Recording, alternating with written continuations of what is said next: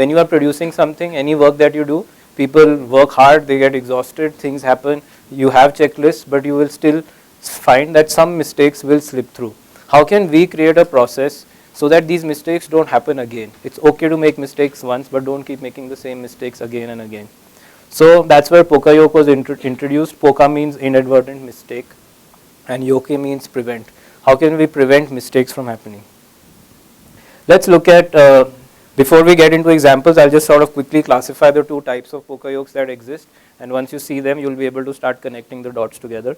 There are two types of Poka-yoke devices. The first one is what is called control Poka-yoke, and the second one is what is called warning Poka-yoke. Now in a control Poka-yoke, the process is designed in such a manner that you would not be able to make a mistake.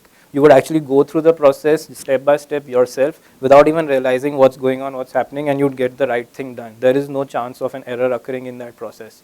And the other process is a warning Poka-yoke, which means that the moment the error occurs, it's going to flash some sort of a message to you or some sort of a warning to you to tell you, oops, looks like you made a mistake.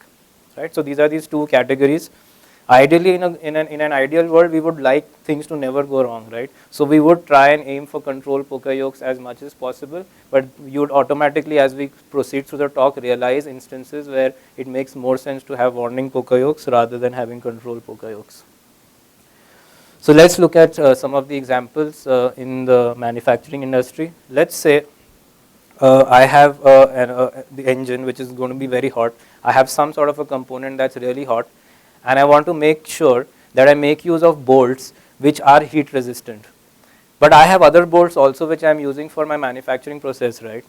How do I ensure that the worker doesn't go and screw on the wrong bolt? You'll screw on the wrong bolt, everything will work fine right now, but after some point in time when it gets hot, that bolt is going to break, crack, melt, something is going to happen. So you're going to go and have to check, right, later down the line, okay, did the guys use the right bolt?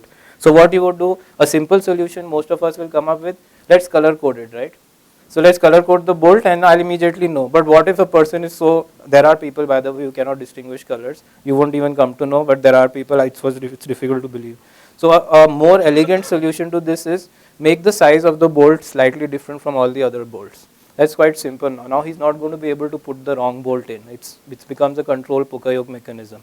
So you make the heat resistant bolts, which are most likely going to be the more expensive components of your parts, slightly different in size from all the other bolts. It will work both ways. Those bolts will not fit in a low expensive place, and it will also work in the right place, right? So it sort of has a nice healthy